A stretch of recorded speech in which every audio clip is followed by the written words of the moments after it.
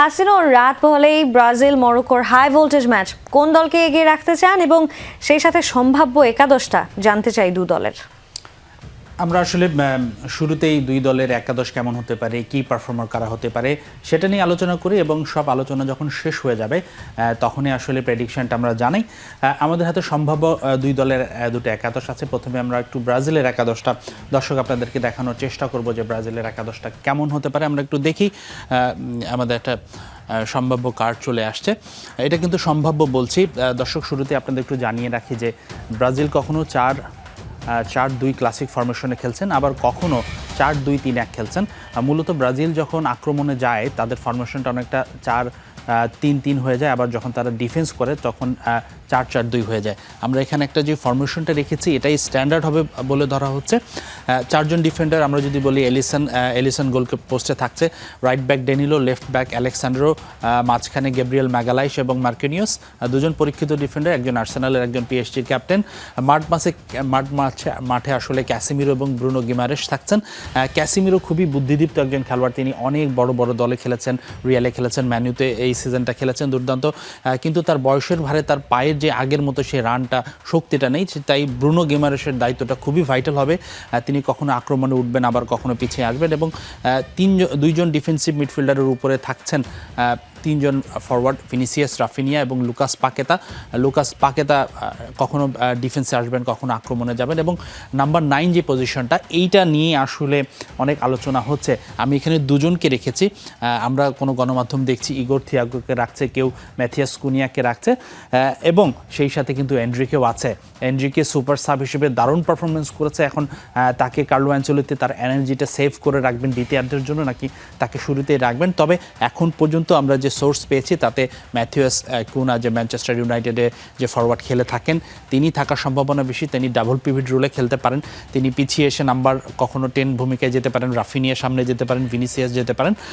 এবং ব্রাজিলের আমার মনে হয় আলেক্সান্দ্রোর পারফরমেন্সটা খুব ইম্পর্টেন্ট হবে, যেহেতু আশরাফ হাকিমি এবং মরক্কোর রাইট উইংটা খুব শক্তিশালী। সেক্ষেত্রে স্যান্ড্রোর তারা ওই সাইডটাতে আক্রমণ করবে, এবং সেক্ষেত্রে ব্রুনো গিমারেশ এবং রাফিনিয়া আমার মনে হয় পিছনে এসে ট্র্যাক ব্যাক করে ব্রাজিলের যে ডিফেন্স আছে সেই ডিফেন্সটা রক্ষায় আসলে ভূমিকা রাখবে।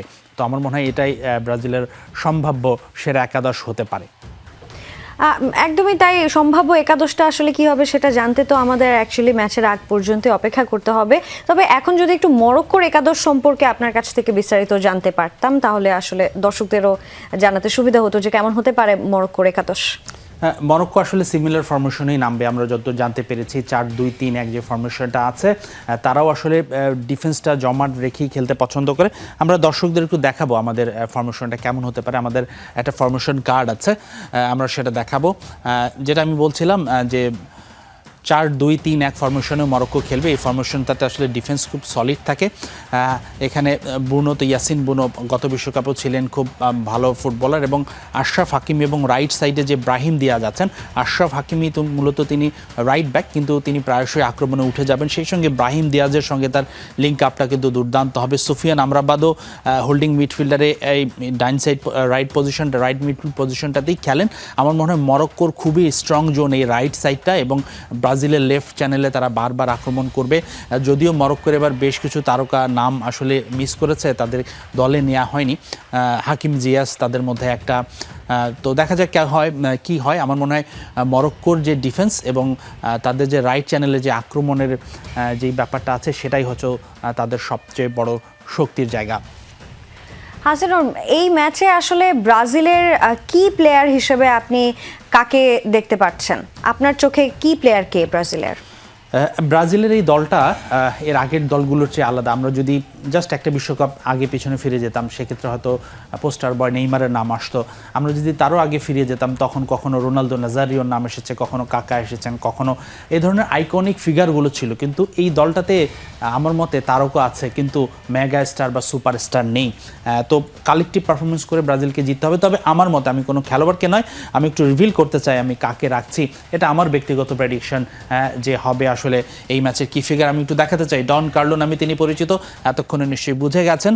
কোচ কার্লো আনচেলত্তি, আমি কেন কোচ আনচেলত্তিকে রেখেছি এক্স ফ্যাক্টর হিসেবে সেটা একটু ব্যাখ্যা করতে চাই। এই যে ব্রাজিলে প্রচুর পরিমাণ ফরওয়ার্ড, দলের আমার মনে হয় প্রায় 40% ফুটবলারই আক্রমণ ভাগের ফুটবলার।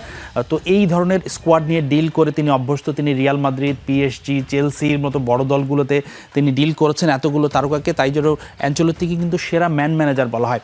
ফুটবলে যখন ট্যাকটিক্যাল কোচদের আলোচনা হয় তখন ইয়র্গেন ক্লপ, পেপ গার্দিওলা এই কোচগুলোর নাম চলে আসে, অ্যানচেলত্তির নাম কিন্তু আসে না। কিন্তু যখনই ম্যানেজারের কথা আসে তখন কিন্তু শীর্ষে সবসময় কার্লো অ্যানচেলত্তির নামটাই থাকে।